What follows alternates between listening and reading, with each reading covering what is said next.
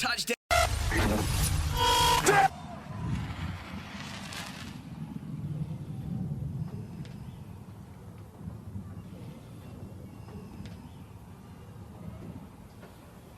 We're here. Welcome, everybody. This is the No Politics Podcast, the most dope, the most real, the most must-listen wrestling / sports / music / whatever the fuck we want podcast in the whole motherfucking podcast world. I'm one half of the team, Faking No Moves, and I'm here with my co-host, Working Genius. What's up, everybody? Good to be here. Yeah. Usually, I let you just be like, it's your boy Working Genius, but You I kind threw of me off switched it with up that a one. little. Oh, that was a switch up? That was what that was? Up, yep. You threw me But off there a little. you know what it really was? No, the right terms for it is that it was a shake-up. Because that's what we here to talk about. The motherfucking WWE Universe Shake-Up. You that might have been your best segue in 20 episodes. Right, yo, I'm here to shake shit up. We had Monday Night Raw. It kicked off automatically with a shake-up. Dean Ambrose No. John Cena's music popped up. And who was it? The Miz.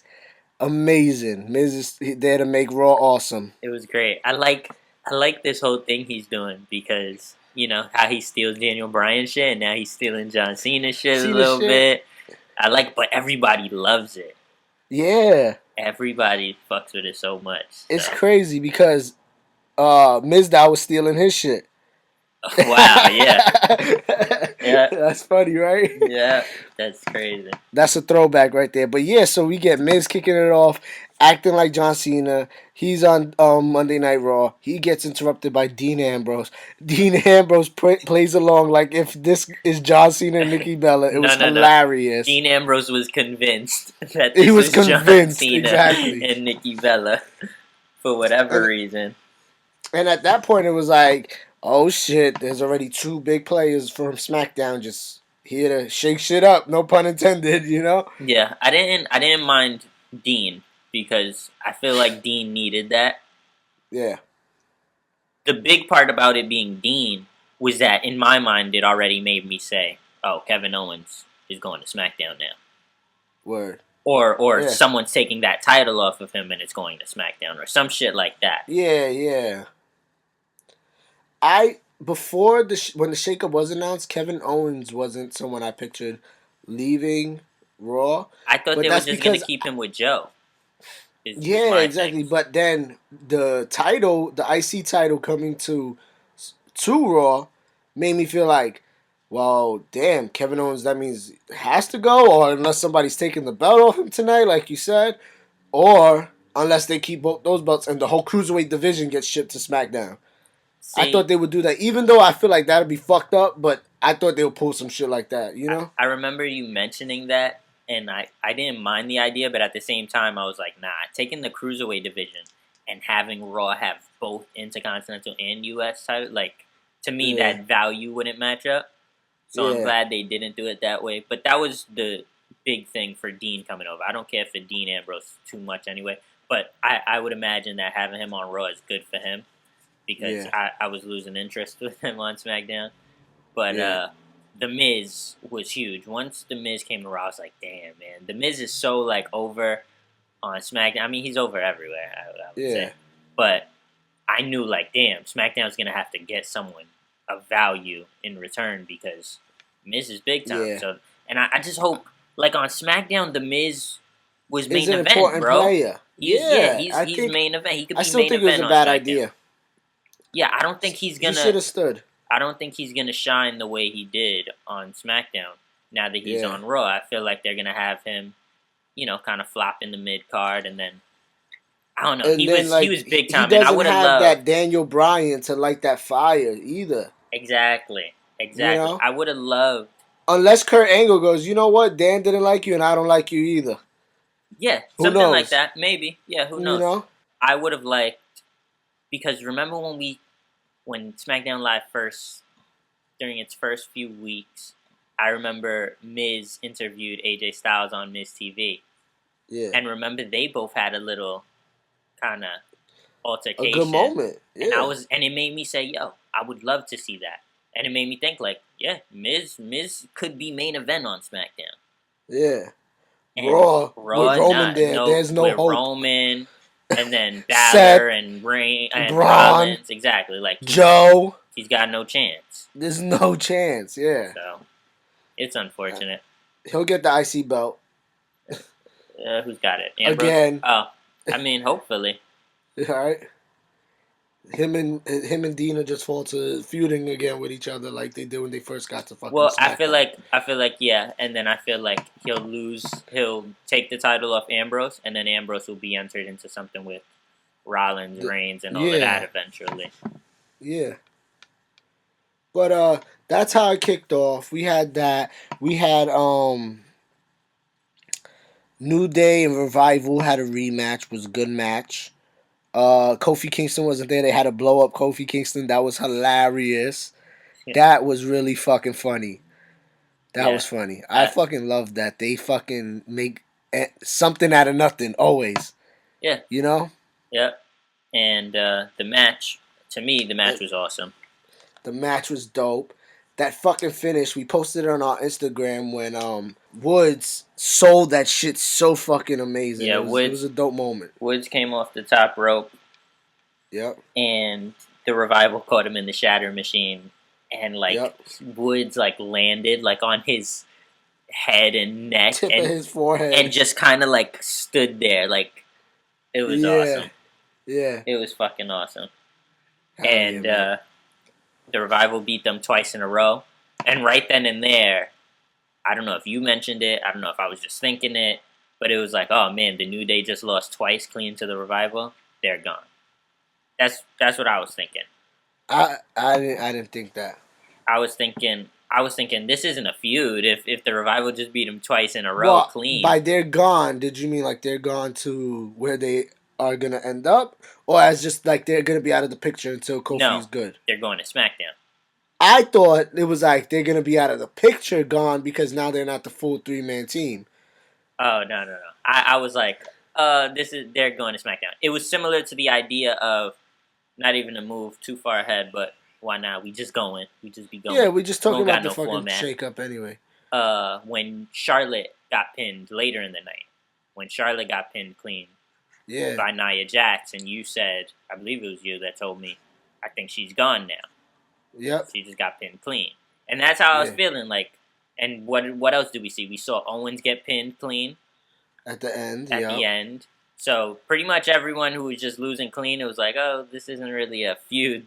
They're just anymore. Like it put the end to exactly. It was like a statement. Their Raw stories. Yep. It was dope though. I liked the episode. Fucking a bunch of people got shipped around. Not too many important people. I feel like on the Raw side, Alexa Bliss. That's good. I can't wait to see her interact with Bayley and Sasha and fucking Nia. So that's gonna be interesting. Mickey James is over there, so that's cool. That'll probably be her first feud, exactly. Yeah. Who? Alexa and Mickey. With each other again? The first thing that Mickey said was that the dramas followed unfinished you here or business. Some shit. Yeah, unfinished business. So that's yeah.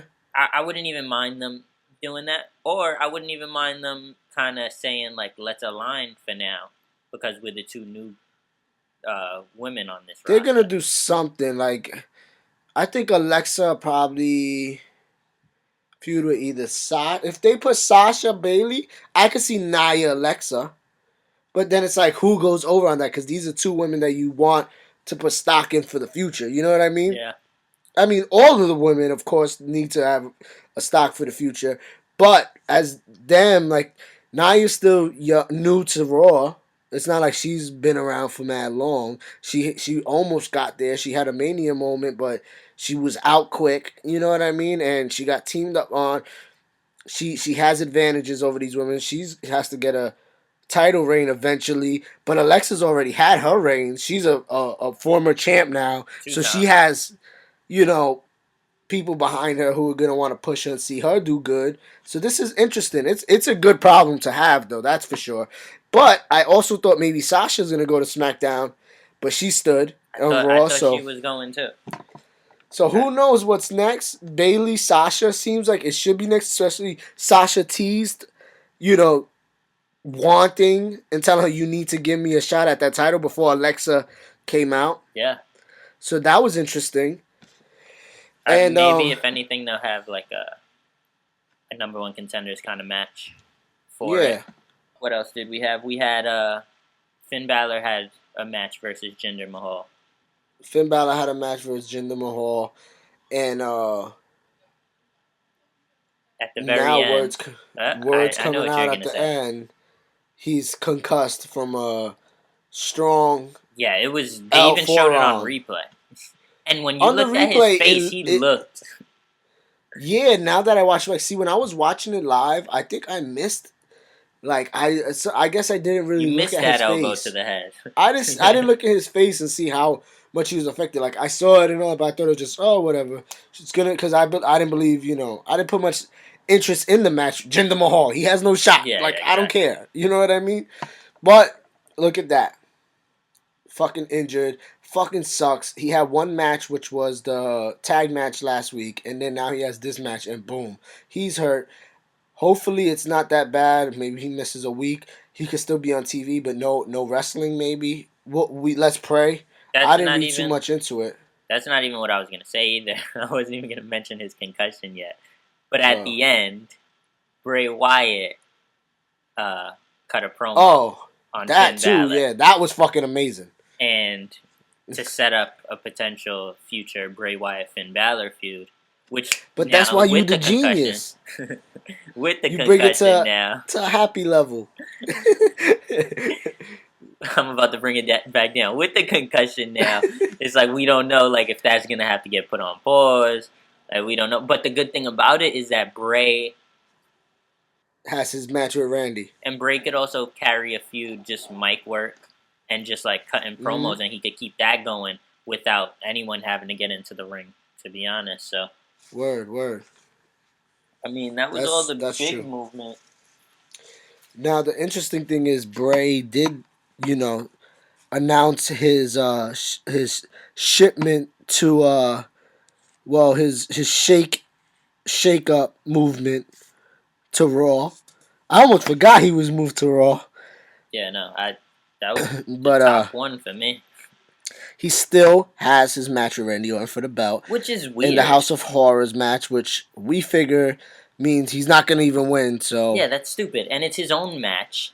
And they're putting it on the Payback pay-per-view. And I had like this crazy idea, which we all know WWE would never do, is that, Brandy should win. I mean, Brandy. Brandy. That's what they should call their tag team. Brandy. Bray should win against Randy and bring the belt to Raw, and then have, AJ or somebody just come and show up on Raw. Why not?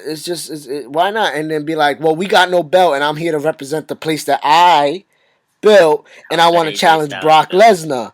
And then Kurt Angle, because of his history with AJ Styles and Shane, comes in and says, well, you know what? Since I respect you guys, I will give you that opportunity. You know what I mean? And then, boom, we get a match. And then the Universal belt goes to Smackdown. And then they change the color of the belt to blue. But, that's just me thinking outside the box and stuff. It could work, but WWE's not smart enough to do some dope shit like that. It's never going to happen. And the only reason, when you think about it, it's almost like unfair. The only reason that they move in the match to Payback is because Raw wouldn't even have a main title match at their own pay-per-view. Because Brock isn't going to be at it. That's the funniest thing ever. So they too. need Brock's to not use gonna the be SmackDown title. Oh my God! It's funny that you say it like that. I didn't even. They need the realize SmackDown. that. Yeah, they need the SmackDown main title to be defended at the Raw pay-per-view because they don't have shit. That's like so stupid to me. Yeah, it shows how short-sighted they were as far as putting the Universal title on Brock. Yeah, he's not gonna be, bro. Like, what is the main And Ambrose has the IC. The top title on SmackDown on Raw right now is the IC title, and Ambrose isn't even really. He just came, so there's not even that doesn't even make it the top title. The top feud right now is Reigns Braun, I would say. Yeah, But Ambrose coming in fresh with the IC, there is no feud for that, so that doesn't even make it a hot title or the top title with the Universal belt being gone. And the shit where they fucked up is that Kevin Owens and Chris Jericho made the US belt hot. Like, that could be a main event when the Universal belt's not around, like, just based off what Kevin Owens does. But Smackdown gets Kevin Owens in the Shakeup. Yeah, I don't know even. I didn't want Owens to go to SmackDown. I thought like, oh, nah, he's. I thought he was good on Raw because I thought they were gonna do something with him and Joe, and we were talking about it for weeks, the whole Revolution thing, and oh man, but there's still a draft though. Yeah, this isn't the draft. There's a reason they called this the Shakeup. Like they wanted to keep it separate from a draft. So if there is a draft in July or whenever, maybe that's an opportunity to see what didn't work and to fix it. Yeah, of course. That they're definitely gonna do that. This is temporary, this Shakeup, which is pretty cool, I think. But also I'm very cool interesting. Let's see what they do. I was very afraid that they were gonna be horrible to SmackDown in this Shakeup. I thought they were gonna fuck SmackDown over. And the way it came out to me, it was pretty balanced. There are a few things I didn't like about it. I thought it worked out pretty well for both sides. Maybe even worked out even better for SmackDown. Yeah. And even before we jump deeper into SmackDown, we do have to talk about the Reigns-Braun feud that you mentioned that being the top. Because what a moment. Strowman attacks fucking Reigns and just goes ballistic on him backstage. They put him up in a stretcher. He comes back. He's like, I'm not done with you. Hilarious. Fucking throws him off a freaking edge of a platform backstage. Yeah. And fucking Roman's just laid out on the floor. The camera's not cutting to him, but then they finally do cut to him, and he's like all fucked up, and everybody's like, oh my god, Strowman disappears. They cut to commercial or something, like the commentator's like, this is crazy. We've never seen something as brutal as what we have seen here right now. Cuts to commercial. Comes back. They're putting him in the ambulance. Strowman comes back. Starts beating him in the ambulance. Shuts the door and fucking lifts the damn ambulance and tips it over. Beast, what a moment. That was a big Raw moment. And me and you have different opinions on how real that was. Yeah, but I believe that shit was real. Strowman lift that shit. I seen the replays. That shit did not fall light at all. That okay, shit no. tipped Here's over. the thing. When it tipped, to me, when it tipped, there was a point during the tipping that momentum wise and gravity wise, Strowman shouldn't have had to push it anymore. It would have just fell on its own. But it looked like he kept having to push it. Because he didn't have it fully. Like, he was trying to do it as safely as possible. I don't know how you can hold an ambulance up. Bro, he's a professional at that shit. Without having it fully. Like, it's so long. At some point, he like readjusted his like. He's a professional. And when he readjusted, I was like, the ambulance should have fell back down.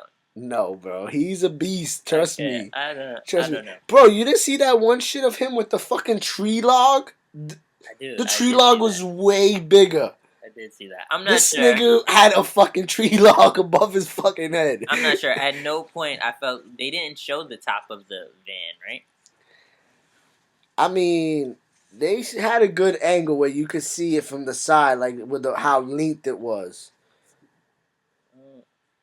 They definitely did something. They definitely did something to it so that it's safe to do it. They had it pre-planned, obviously, but he legit lifted that shit and just tipped it over. But they had it pre-planned in a way that it's not gonna look that bad. Okay, now Reigns being thrown off that platform, you understand that that's fake. That was not edited though. Yes, it was. He definitely had some fucking pads down there, and he fell on the pads. No, he didn't. And then they took mad long, and by the time they came back, they adjusted him to be like laid out. It wasn't like two pre-shot scenes that were edited in. Bro, look, I'm going to tell you right now, because I spotted this. You know I fuck with editing. I do my video shit on the side. Pause. I don't know what your listeners, I don't know what the listeners probably think I meant when I said that. Do these edits involve Paige? No, they do not. Okay. Oh man. I wish. No.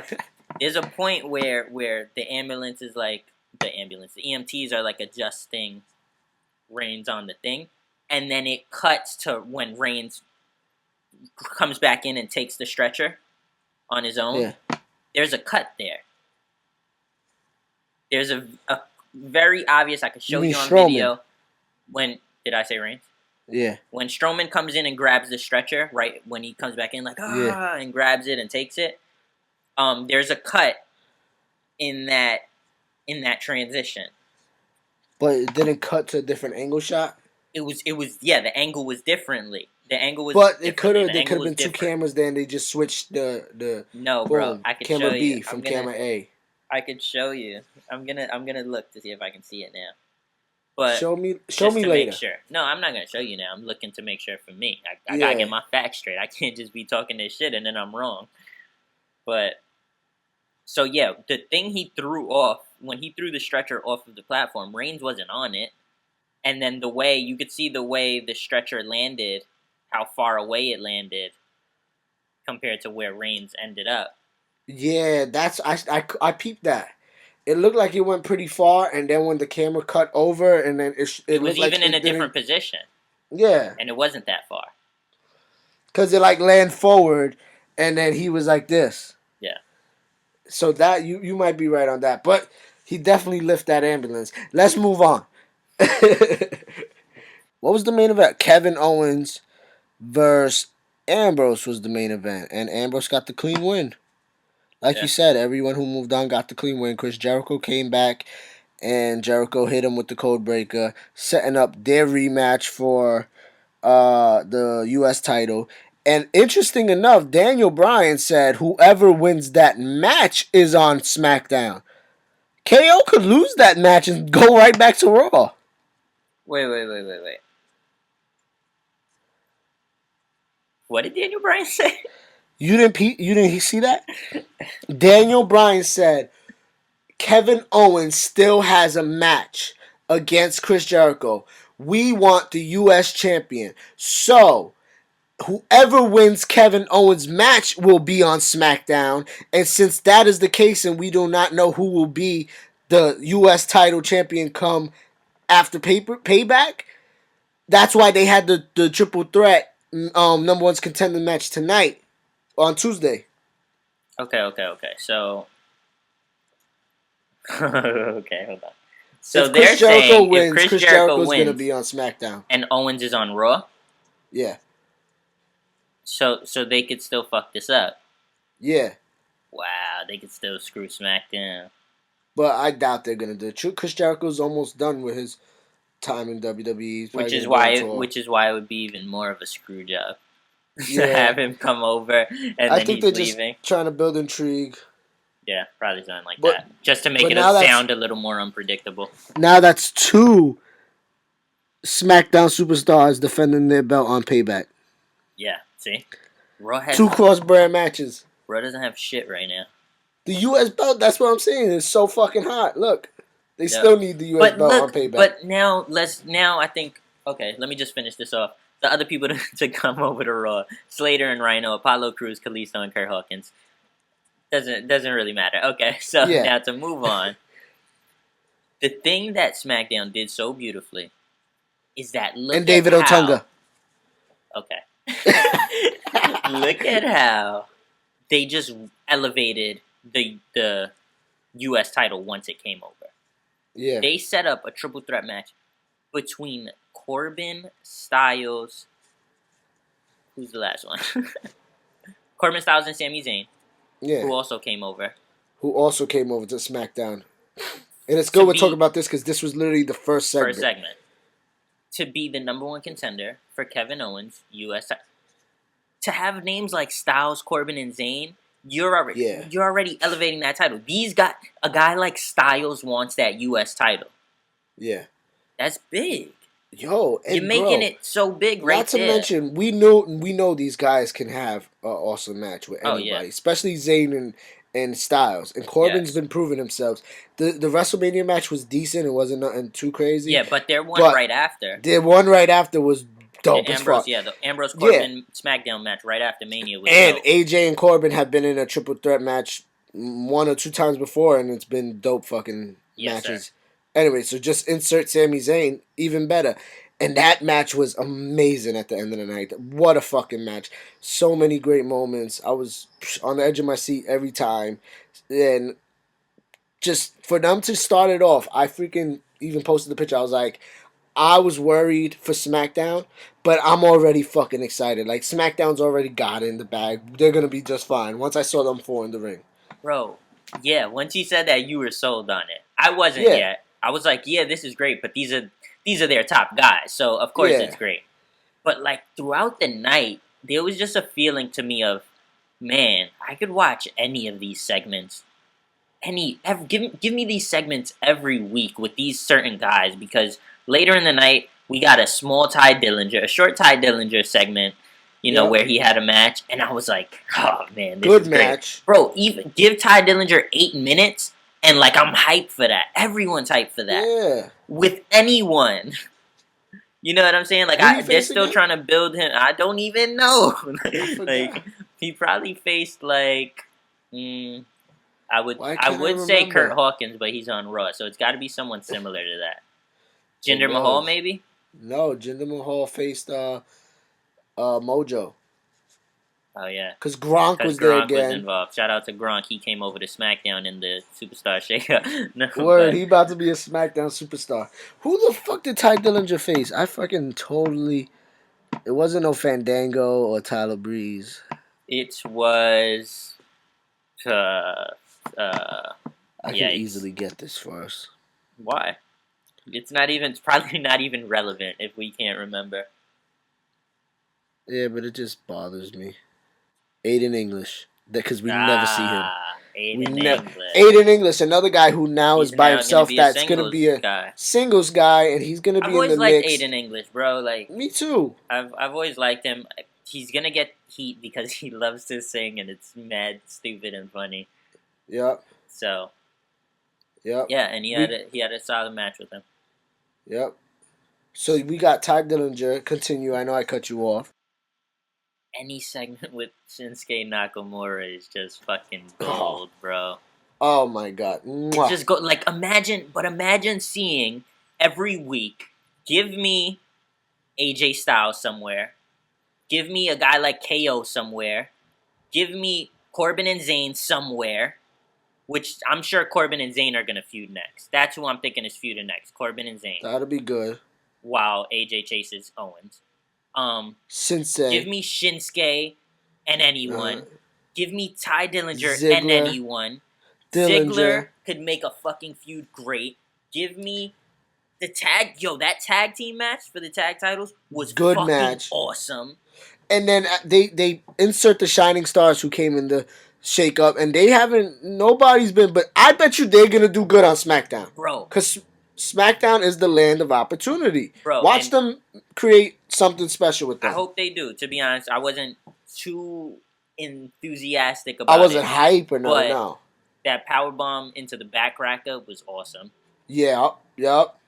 You know how I feel about back crackers. Usos sold it good too, the attack. Yeah. The Usos sold the attack good, and that just gives them now another person that can potentially be booked as a threat to the belt, as another feud, Yep. It's not, we can't just always see American Alpha versus the Usos. Exactly. I mean, to be honest, I could watch that. We could, more but times. We can't. But no, they put on a hell of Ascension's a fucking still match. there. Ascension's still there. You never know if they bring him back. I love me some Breezango. So, maybe they get into it somehow. And then one of the big splashes, the New Day came over, which was fucking necessary, bro. Yep. It was super necessary. They're holding them off for now. They said they're not coming yet, coming soon. Yeah. But that's to me because they want to debut him with Kofi. Probably. So I would assume whenever the Usos retain versus whoever they retain against at the next pay-per-view, the New Day shows up or some shit like that. But, think about that. That's a New Day segment. That's a Shinsuke segment. That's a Dillinger segment. That's a AJ or Owen segment. That's a Corbin or Zayn segment. Not to mention then we get the Queen Oh my god, with I the Glow forgot, versus bro. the Queen versus the Glow versus fucking In a um 2 hour show? Natalia, Carmella. Bro, in a 2 hour show, that is stacked, bro. Yeah, They're yeah. stacked with that. Rusev's coming. That's a big one too. And that one That is was low a key. that They was didn't low even make a key. big deal about that. But Rusev could be what Miz did on SmackDown. That's how Rusev could be on SmackDown. Yeah. He could get elevated, and then he could flirt with that main event Not picture only too. that, Rusev could fill that spot that also Bray Wyatt felt.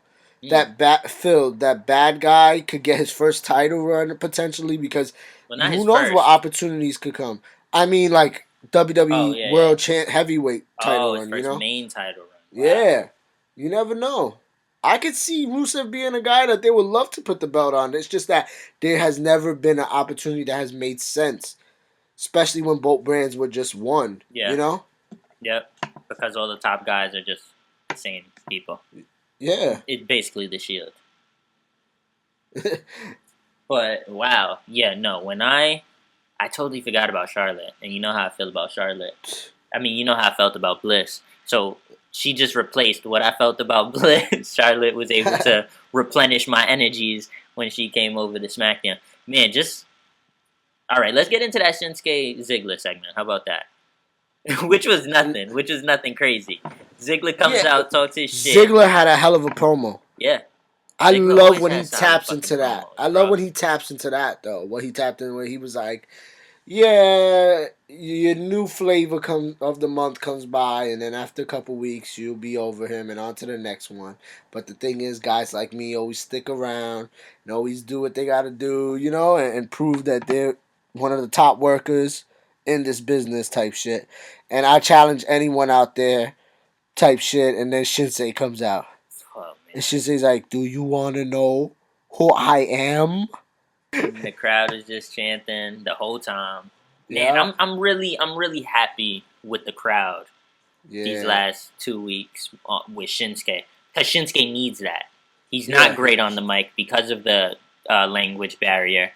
So he needs to ride that crowd. On NXT, he could do it because that crowd is so hot that he gets over it just without even saying anything. So he needs that kind of crowd support.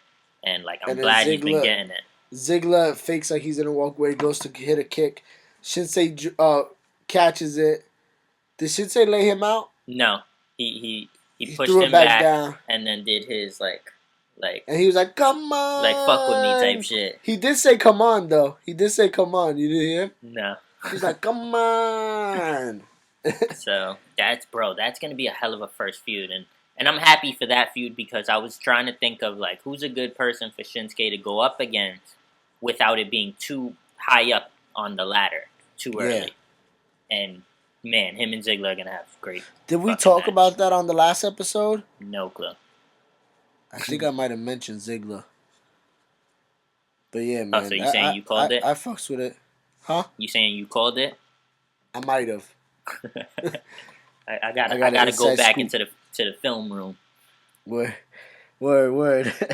But yeah, that was dope, man. And like you said, I look forward to SmackDown. Like you said, SmackDown might have came away looking even better as well as when we had low expectations and we were like, damn, I feel bad. They took Bray, they took fucking Ambrose, they took Miz, they took all the dudes who kind of make SmackDown what SmackDown is, you know?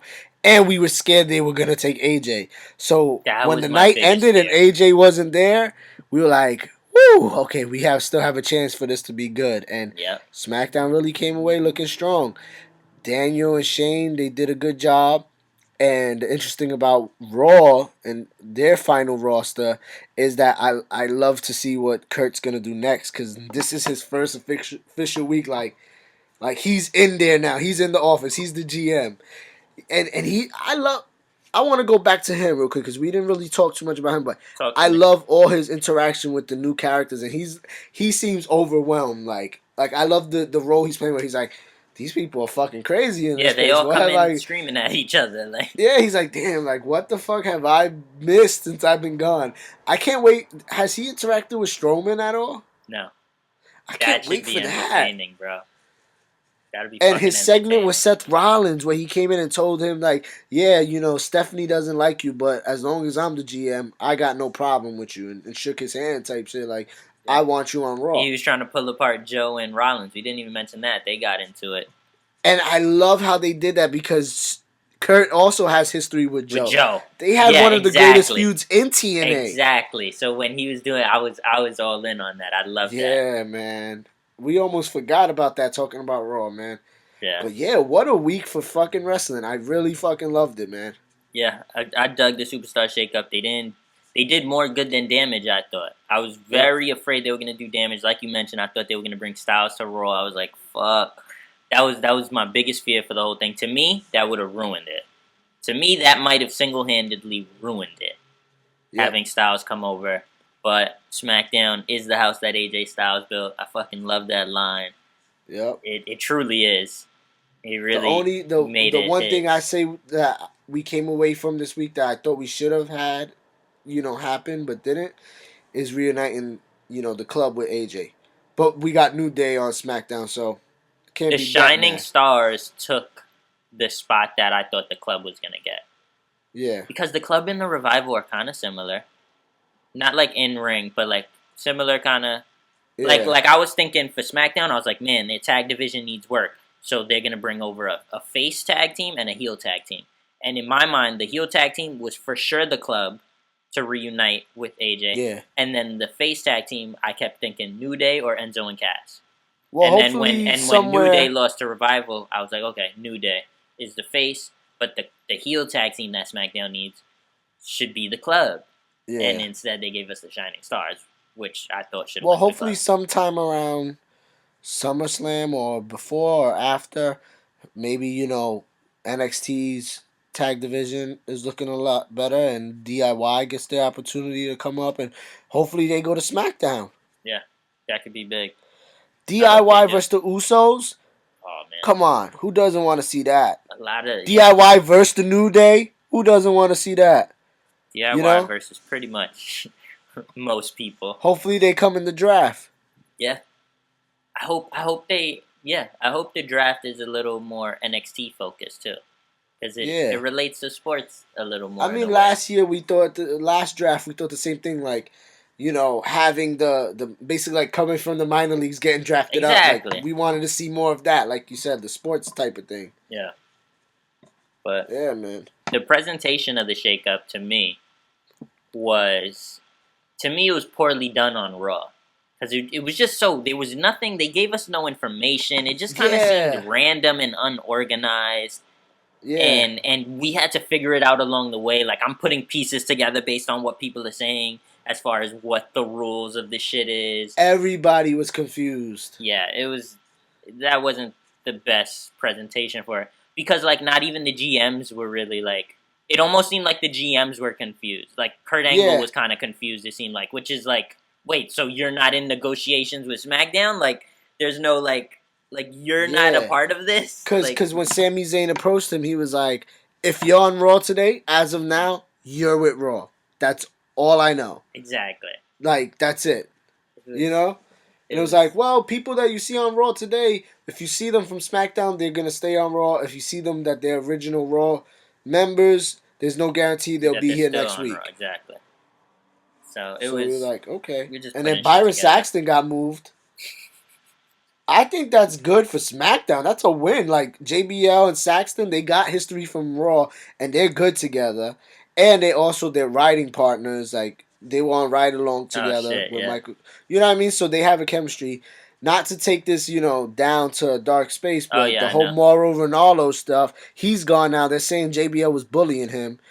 Well, yeah. I believe JBL could be a bully, but I also know that Mauro suffers with, Yeah, that kind of was, and things like that. Not to get too deep into it, but when I read about that, it just kind of seemed like someone linked the fact that JBL has been a bully in the past to the fact that, maybe Mauro was bullied by JBL. Like, it just seemed like random speculation. It's true. As opposed to, like, any evidence. No, it's true. What part is true? Morrow's being bullied by JBL. Even Boss Rutan, the MMA legend, who for years hosted the MMA show, this MMA show on Access TV with Morrow, and has done commentary in MMA with Morrow, and is one of his best friends. They do a podcast and all that together still. But they haven't done the podcast since Morrow's been with WWE. He went on Twitter and was like, I would love to talk to JBL face to face. Like, damn right they want Mauro Ranallo. He's the best, one of the best commentators ever for any kind of sport or any, entertainment. He's the best, and I would love to see JBL face to face and see, how much of a bully he really is. Like he mentioned that. But I'm saying, but he could have gotten that based off of what he was hearing that JBL was potentially bullying him. No, he talks to Mauro every day. Like, that's one of his best friends, bro. So you think Mauro straight told him Like, facts, I can't JBL's do it. Like, bullying this me guy's, and- I can't take this guy. Well, in that case, JBL's a fucking asshole. But And the WWE loses big with that because that's. I love JBL, but Mauro was so amazing. He made SmackDown what it was too for the longest. Like, that was so dope. His commentary was always the best. But I called it a while ago. Like, Tom Phillips coming in as a 4-man team just shows there's not stability there. And I had a hunch that they were gonna do some racist shit and try to get Otunga out of there. And I never pictured it would be Morrow, but That was made. Who knows? Even that was an excellent point you just brought up. Who knows how long there's been maybe Morrow said something to someone and was like, yeah, I don't know how long I can deal with this maybe, and they were like, you know what, we're gonna bring Phillips in as kind of like an understudy, and before slowly transitioning him in. Yeah. Wow. Yeah, that's a great point. Who knows if that was the case? But I like Phillips. Not JBL's biggest fan. Hearing about this, I still like JBL. I can see where he can be one of those alpha male big kind of dudes that probably says things and does things that people could get offended. But I don't think he's outright trying to fucking he was trying to fuck up make your life Morrow or feel make you terrible. Yeah, I get it. Yeah, like the one dude who brought this all to the media and brought it to the spotlight was Justin Roberts, former ring announcer for WWE. He wrote in his book how JBL made his life hell as he was with WWE. And to me and that was, I look at Justin Roberts, not to cut you off, and I say, I can see why JBL would fuck with you and pick with you. Like, you look like a fucking I don't even think you deserve. I don't know. You look like a pipsqueak to JBL. Probably. Yeah, to JBL. Like, come on. JBL probably was like, who the fuck is this guy riding with the boys? Like, thinking he knows WWE type shit or anything about wrestling. He would never even make it in the ring. Fuck this guy type shit. You know what I mean? Like carry my bags, kid. Yeah, and Justin Roberts said that JBL had told him before, nobody likes you, kill yourself. Things like that. Yeah. And I'm sorry, but he's a fucking OG. OGs talk like that. That's like fucking Clint Eastwood saying some funny shit to somebody boy, if I was as wussy as I was a wuss like you, I'd kill myself. You know what I mean?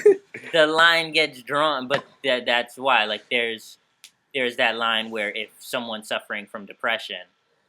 Yeah, exactly. And I'm not saying it's cool to say things like that to people. Always treat people with respect. That's how I am. I treat people the way they treat me.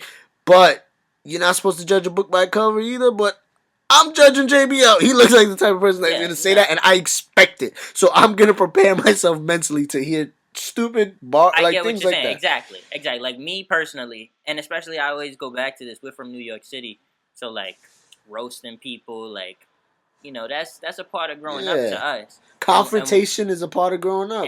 And so for us, it's we're trained to deal with that. Yeah. But a lot of other people, words could really fuck them up. You know what I'm saying? And so some people aren't built to handle that. And then there's the people who suffer from mental illness who they're definitely not built fit to handle that. Yeah. And it can be a lot. So that's the thing. It's not like you said. JBL probably didn't have that malice to do it. He probably wasn't But there's a point where you get just Morrow out of here. But it was probably he was just too much. They just didn't mesh. Yeah, and it's a point when you're someone who's suffering from it and you feel like you're getting bullied, and it's a point where the person that's talking down to you just becomes a dick. You know, so I could understand. It's not a cool thing, but it is a part of the world. It's not like JBL's the first person to be like that. Like there's a million people out there in the world like that, and if you can't take it, then you make change. You move on. Maybe that's not the right fit for you, or who knows. But what I do know is that WWE was always his dream to work for them. So that's probably why he tried to stick it out as long as it was. And it's sad that someone had to run him basically like out of the business. But Or the terrible part is with the shakeup, take JBL off. Bring over Graves, bro. Graves isn't gonna shit on. Graves isn't the type to shit on Morrow. You know what I'm saying? yeah. Like, But Graves is like their number one guy. They're not giving him up for real. He's their number one prospect, like the number one draft pick for commentary. that's true. That's true. You know? And I mean, he's deserving. I fucking love Corey Graves, but just I would have loved fucking Graves and Morrow. I would too, man. So, and then you would have JBL back with Michael Cole again. Like, Michael Cole handled JBL for a while, so maybe he's just built for that, or maybe they just have more of they just mesh better. Yeah. I don't know. Like, if you were gonna do a shakeup, this would have been a good time to say, all right, we got you. We're gonna take JBL away, and help Morrow out, and instead of having to be run off. That's just the way I see it. But to bring it all Either back way, together, Morrow's fine. He has a lot of jobs. He's a man of many talents and talents abilities and a lot of connections. He does boxing commentary. He does fucking MMA commentary. He does wrestling commentary. He can easily get a job back in Japan. Fucking the UFC would love to have him. Trust me. They just got rid of Mike Goldberg, who's been there for 20 years. The UFC will come knocking on Morrow's door anytime now once his contract's done and terminated with the WWE. Trust me. Yeah, I feel like I'm not going to say, like, I don't feel bad. And then obviously. you know what's going to happen? We're going to see a knockout. He's going to be like, he knocked him out like a casa on fuego. Yeah, the UFC. We're going to have to turn it to the UFC to hear our favorite one-liners. Yeah, I'm going to... Ronda Rousey's going to come back. He's going to be like, that girl is a real crowd pleaser. Yeah. Tope Suicina. Like, whatever the fuck he said. No, but, hopefully he moves on to bigger and better things, which we know he can. So exactly. Hopefully he bounces back, gets out of his depression, and keeps it going. That's right. But to bring it all back, what other draft picks, or not draft picks, but superstar shakeups we had? We had Tamina, and we had Sin Cara. Those are the ones we didn't mention. Tamina, that was one of my favorite trolls of the night. Yeah. I felt bad for her in a way. Yeah, it was like he kind of shitted on her right in front of her, though. Yeah, exactly. I kind of felt bad for her. Yeah. But it is what it is. It was a pretty big Listen, troll. she's going to be with her family. She's going to be with the Usos and Naomi. Yeah, that's I didn't even think of that. That's awesome. Yeah, so, like, she was good. I think she hasn't been around. She's been injured, so this is her comeback anyway. She didn't do nothing on Raw in the first place. So, she's back. Who knows? She could have potentially take that Nia Jax role for Smackdown, so don't sleep on her. She absolutely could. Yep. Sleep on Sin Cara, though. You can sleep on him. Oh, Kalisto's on Raw, which is perfect. Should have been there all along since he's a cruiserweight. Yeah. You know? Yeah, they pretty much swapped Sin Cara and Kalisto. But they let's get the smaller one of you.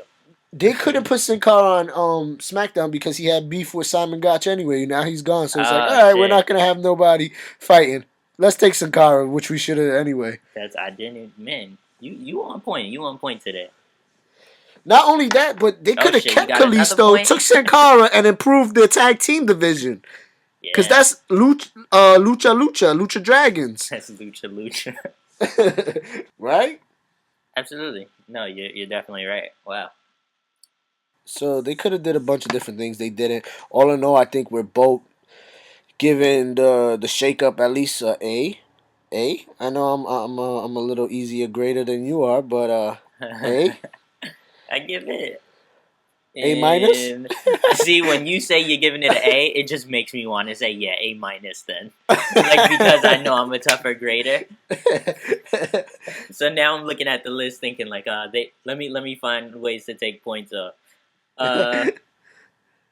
I give it an A minus. You have to give it an A just for the package of Lana dancing. Come on, you wasn't feeling that? Woo, girl. Lana. If I was that chant, no, I'm joking. I give it an A minus. It wasn't perfect. See, for me to say A, it's got to be damn near perfect.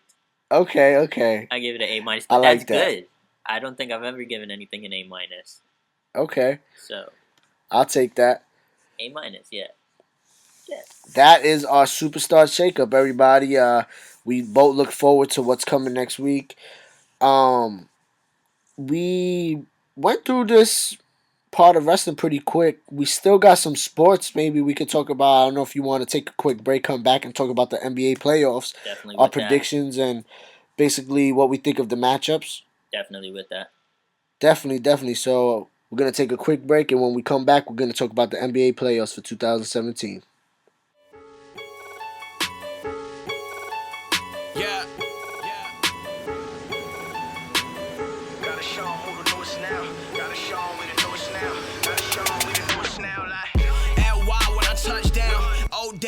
Touchdown, no women had it for a while. Ted drive, switch it up now.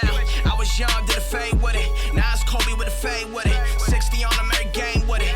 Ain't no question, I stay with it. Ain't no pressure on the mission. Johnny Depp with a ticket. Golden ticket, get a mission. Harley resting, gotta get it. And we're back. Yeah, so that was our quick break, and now we're gonna talk NBA playoffs. What's up, Working Genius? We got a lot to talk about. The playoff matchups are finally set. We got Boston. First thing I want to mention is Boston takes the number 1 seed in the East. 1 seed, major. That was big. I mean, I think it's big for them. I'm not saying that counts out LeBron, but nothing counts LeBron out until he's in Game 7 and down what? Not even 5, bro. If he's down 10 with a minute left, maybe count him out. Yeah. So, but to me, that's big for Boston, though. If anything, they need that home court if they see LeBron in the Eastern Conference Finals. But damn, I felt like I just shit on everyone else in the East just by having that conversation. But okay, in round 1, we're gonna have Boston against Chicago. Which Chicago is one of those teams that they played tough. Yeah, you know what I'm saying. So that could be. I'm not even gonna say interesting, but that could take a toll on Boston. But they lack. Boston has shown to be strong in all areas and work well as a great team. And to me, the only thing, Chicago's tough, but they do lack in certain areas that they're going to need the toughness. You know what I mean? Exactly. So, I mean, I got Boston in that series. Now, are you calling it like in a certain amount of games, or you just taking winners? We could. I can't put a number on the game. I don't want to put a number on the first round joints. Yeah. As we get deeper, maybe we'll start calling it for other rounds. Yeah. But occasionally I'll say, "Oh, this team's gonna sweep probably." You know what I'm saying? But I'm not thinking like, "Oh, Boston in 6" or no. Yeah. If anything, I would say like Boston in 5 here. We got Cleveland and Indiana. I would say Cleveland in 4 or 5.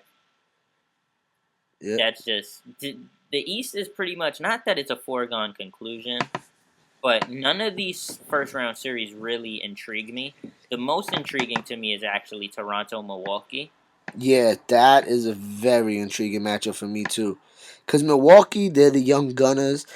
They would definitely could use Jabari Parker at this moment. Yeah.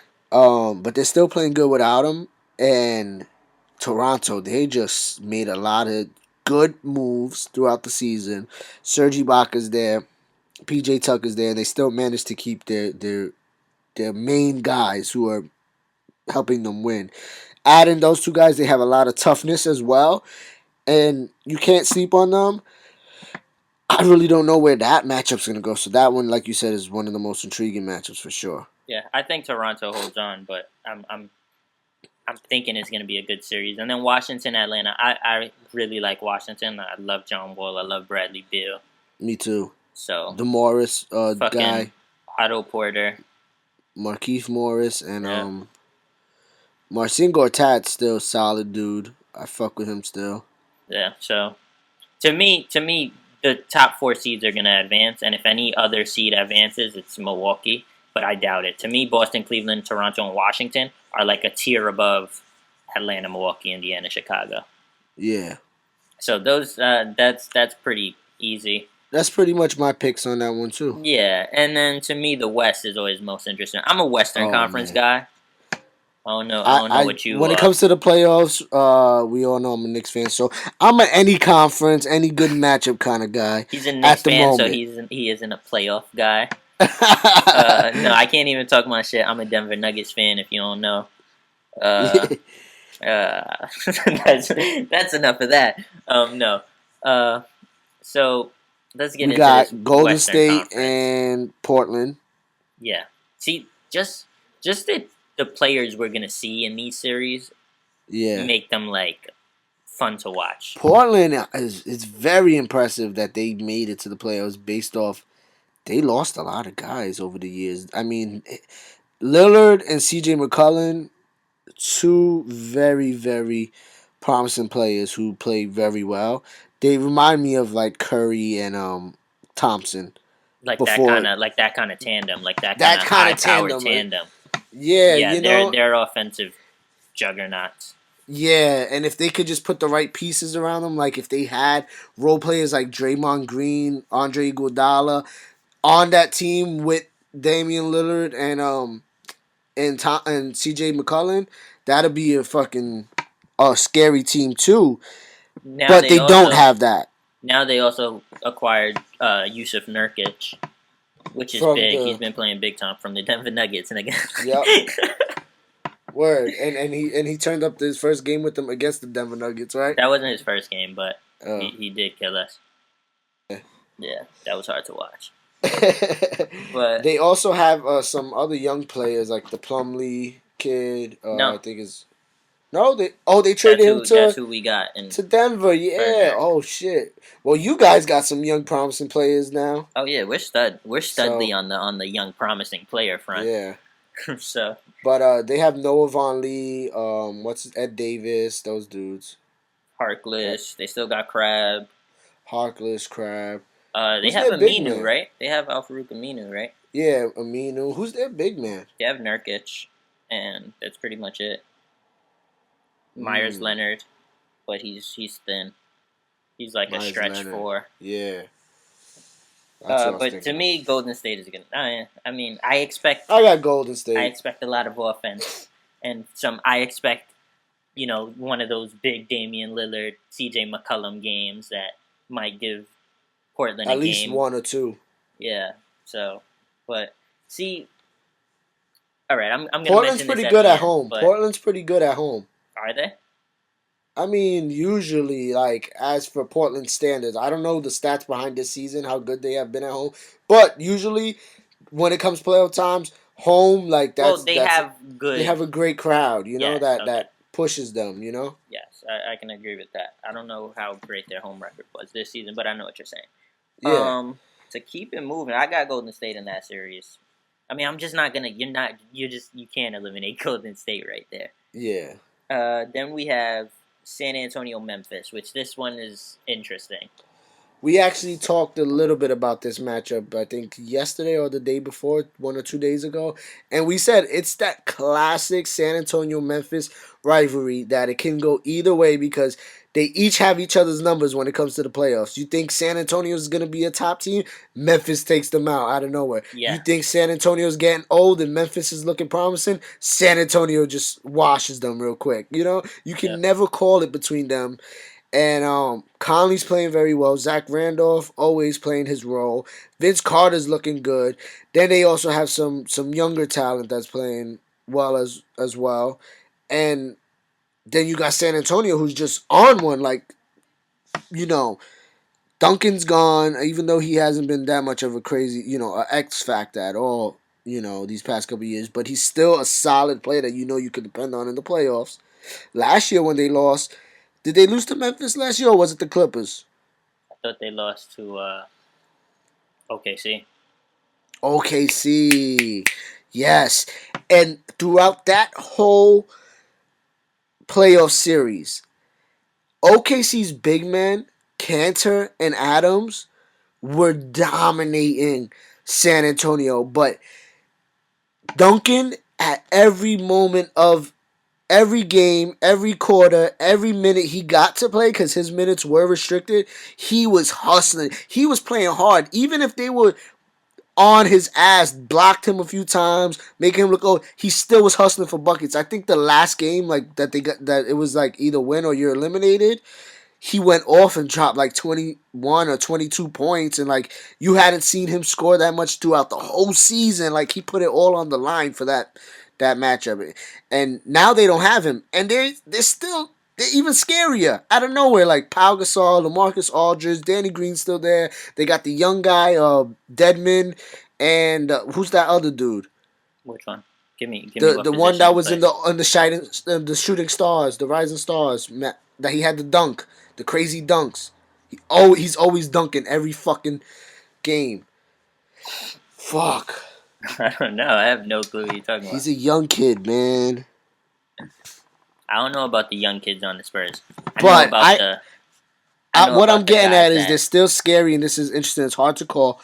You give your opinions. I'm gonna find out the name of this kid, and then I'll make my pick. Okay. Well, Memphis is that classic bad matchup for San Antonio. They match up really well with San Antonio, and so they always give them problems. You know, Memphis plays a slow pace of basketball. San Antonio, while they've sped up their pace of basketball, they're known to play that slow kind of physical pace.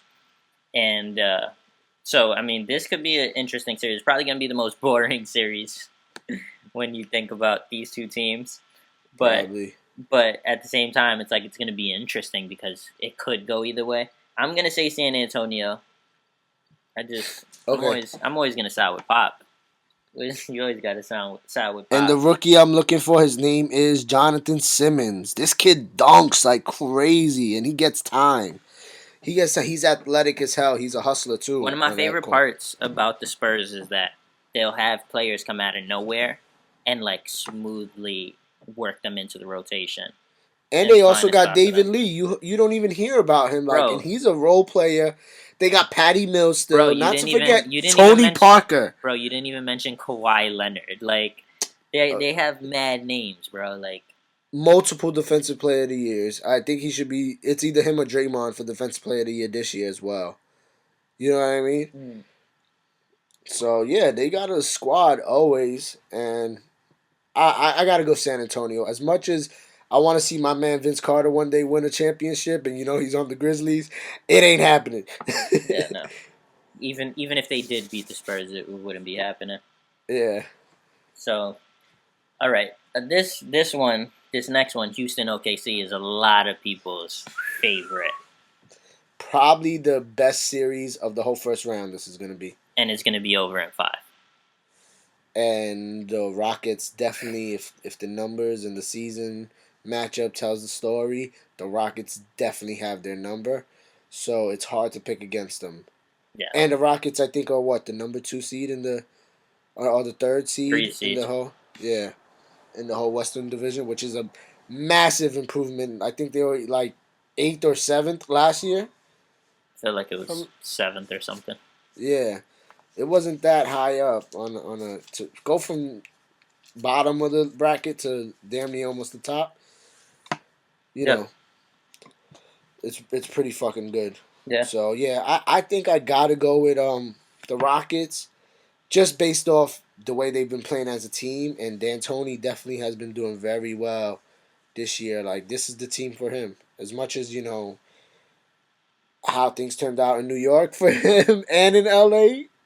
He really, really saved his name a lot by improving this team and taking them this far in the conference. Yeah, Houston to me is just too much. They're too much for OKC. OKC is Westbrook, and then like Adams has to chip in, and they don't have that number 2 behind. Yeah, Oladipo's supposed to be, but he's not. He's just not role player, but he's still very young. I think next year inconsistent. Isn't this his first year with Russell? And that, Yeah, this is their first year. So I say give it another year. Just imagine what they could be like, and if they improve, if they get chemistry. get a free agent here or maybe a trade here. You know, they can be very, very, very scary. And for them to be lose Kevin Durant, lose a lot of people, like a lot of shooters. Dion Waiters is gone.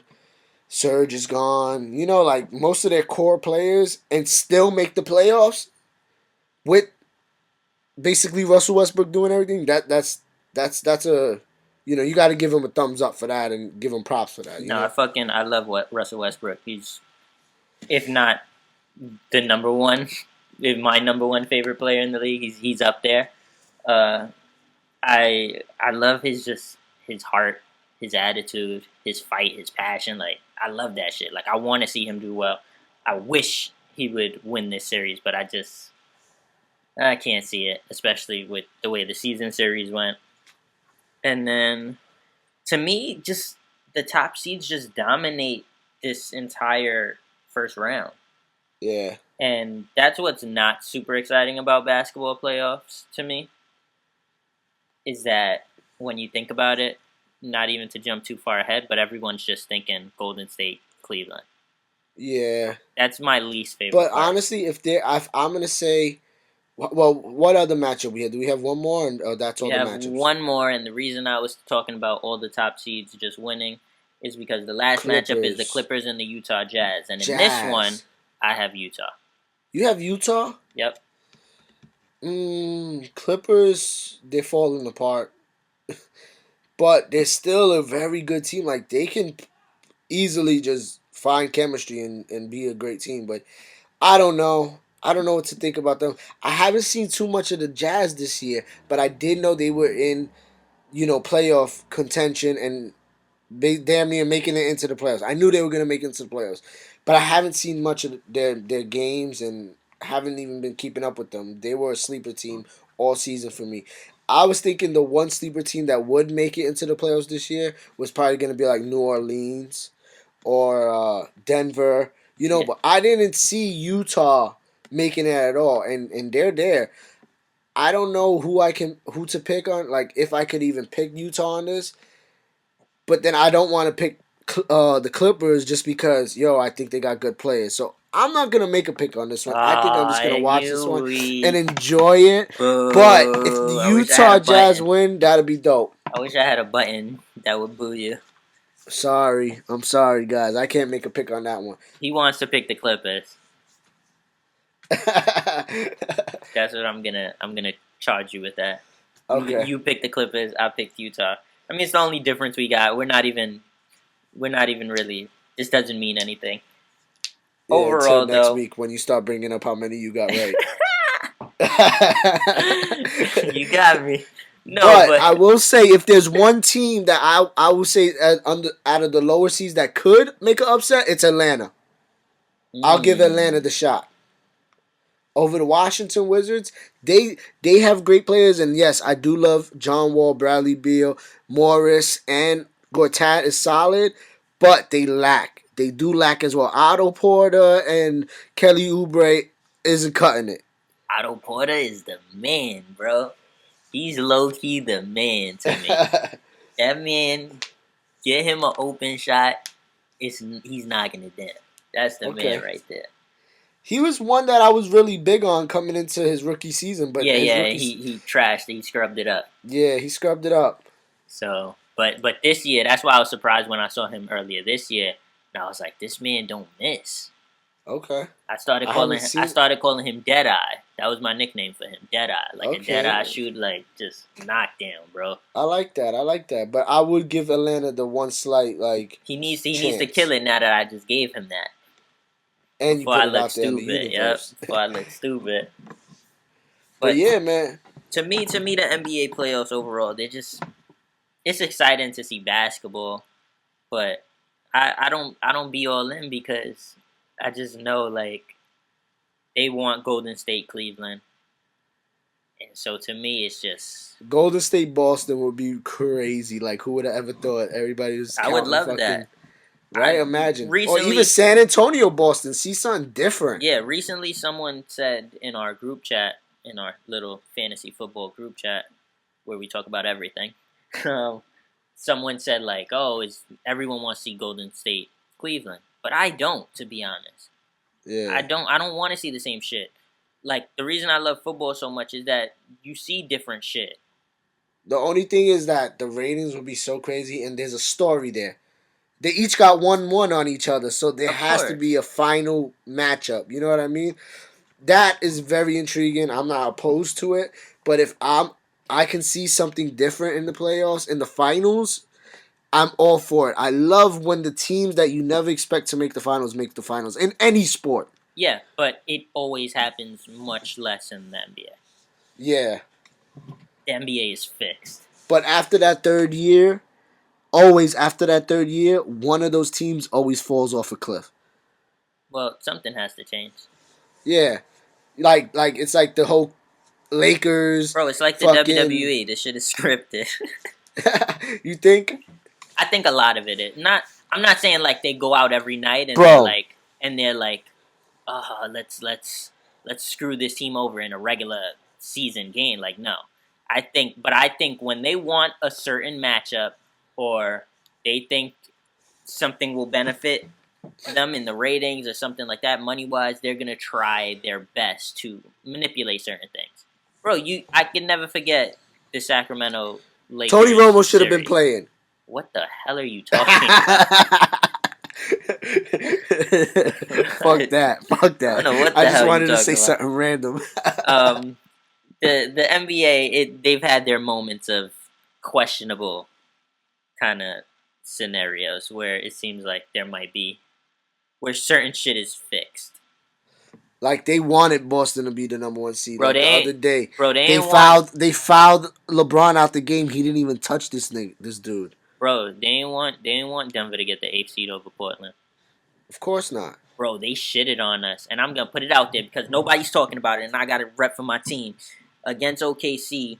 The third to last game against them, not this last one of the regular season. We played them like we played the last 3 games of the season. We had Thunder, then Dallas, then Thunder, I believe. So the first Thunder game, and so it was the what do you keep saying who for? Who cares? I'm joking. Whack. So fucking we were up like I want to say like 13 with like Yeah. or no, well we were up like 13 with like 2-3 minutes, but with 1:56 left we were up 8, and they called the most bullshit flagrant foul in favor of Russell Westbrook. Bro, I need to show you this video. It was bullshit. It was absolute bullshit. A flagrant foul. They gave him free throws. They gave him the ball back. Then they on the next possession they called a foul. You know when the shooter when he hit the buzzer? No. You know when the shooter kind of bumps into like forces the contact on a 3? Yeah. Kind of flops. They gave him 3 free throws for that. And then saw that. And then he knocked down the buzzer beater. That props for knocking that down, but they shouldn't have even been close. Yeah. And just it was the most bullshit flagrant foul. But you know what they say out in and New they York. reviewed the flagrant foul call. But you know what they and say out in still New York. didn't. I don't care what they Young say. Melo, they don't want to see you winning. We're gonna keep you with Phil Jackson. Well, that's New York got a whole bunch of problems. Young Melo, they don't want to see you winning. Melo just I don't know. Derrick Rose is about to get injured. All right, I don't know. Noah been like you smoking wrote too this. much weed and now he's sitting on the bench injured. The Knicks got no shot. Yo, shout out to our man Nick, a.k.a. Desi Rowe. He works at Stussy. He saw Noah out in the city just sitting on a bench chilling, like doing nothing. And he was like talking mad shit from across the street where Noah couldn't hear him. But shout out to him. Shout out to Nick for talking shit where Noah cannot hear you. Shout out to Nick for that. But yo, what a fucking, like, what is Noah? I was literally thinking, watching, like, what is Noah just doing there, sitting in front of a random store, like, on a bench? Like, he wasn't just sitting there, like, staring at nothing. Chilling, bro. It I was like, a nice damn, day. only in New York. The only in weather's New been York. nice lately. And it was the first nice day of the year, like, Yeah. type. Like, it was when it was 80 degrees and shit. So, of course, he's out there. Like, only in New York you're going to see Noah just chilling in Soho. Bro, Noah's like a a street regular dude, person. bro. Noah's a very regular street New York dude. Yeah. He's like that. That's my guy. I met him before when I was a kid. Word? Yeah, my father coached him Oh, that's what's up, bro. at Rucker. That was before he went on to win 2 national championships at Florida. So I fuck with Noah. Dope. He learned a lot of good stuff from your I father. fuck with Your him. father taught him everything he knows. Nah, not even. But I'm joking. but I fuck with Noah just off that. I fuck with him more than y'all New York Knicks fans.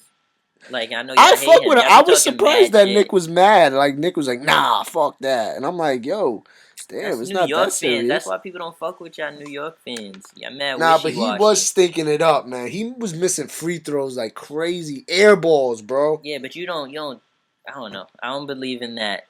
I don't believe in I that. don't believe in that fuck either. This I'm person. not- We need I'm to not trade saying this that person justice- once they have a few, a bad Yeah, I'm not season. saying that him missing free throws and not playing well justifies fans automatically saying like "fuck him, get him out of here." But Like that's New York. that's the problem. That's why we never succeed. We are too hard on our fans. Like in the middle of the year, we were booing Melo. Last game of the year, which was I think yesterday, everyone was cheering for Melo. Melo, like bro. Okay, we won our last game of the season, but we didn't make the playoffs. We didn't look good all year. You were booing Melo, and now the last game of the season, you finally want to cheer him. What? Next year, he's probably gonna leave, bro. Like, who knows? Yeah. Cause y'all motherfuckers, cause y'all ain't appreciate all that Melo does for y'all. New York fans And ain't us. shit. Y'all ain't shit, bro. I'm gonna tell y'all that right now. Y'all really like the worst fans. Fuck it. That's why I'm a Denver Nugget fan, Atlanta Falcon fan. I can't even rock with y'all.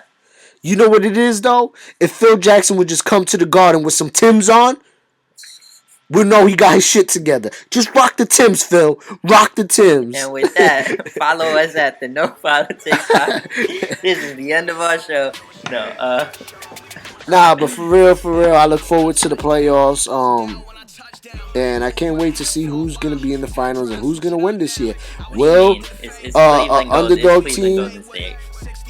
Boston? You never know, bro. I'm not even a Boston fan, but I gotta say, like they playing as a complete team, like they on one. And Don't- Isaiah Thomas is really, really on one. Don't be surprised if you see the fix come in. Game Yeah. 6, Boston, Cleveland, something like that. Something Probably. crazy. Watch out for the shenanigans. But on that note, man, we look forward to, continue to bring the show to you every week, staying consistent. Shout out to everybody that supports us and follows us. We're going to throw the podcast up on iTunes very, very soon. Sooner than you may think. Hopefully, you're listening to this episode on iTunes. And we're also working on bringing you guys live streams, or if not live streams, at least live video content that shows our face on YouTube for everyone to, who doesn't like to just... For everyone wanting to see our face. And for the people that don't like to just listen to audio, some people like to just search Visually YouTube see and shit, yes. visually see shit. So for y'all people that are out there that really prefer visual over audio, we're working on that very soon. We will bring that to you. Other than that, you can follow us on YouTube for the audio, on SoundCloud for the audio. You can follow us on Instagram.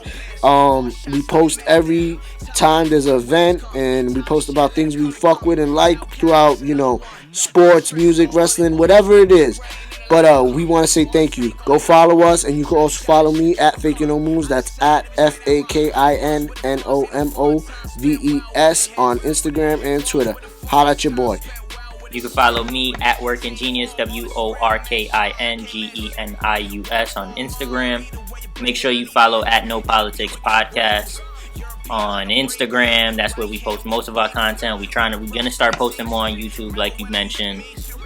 We're gonna try to get up on iTunes really soon. Make sure you're listening to us on SoundCloud. Make sure you're spreading the word. Thank you for all the love. Thank you for listening. We love y'all. Thank you.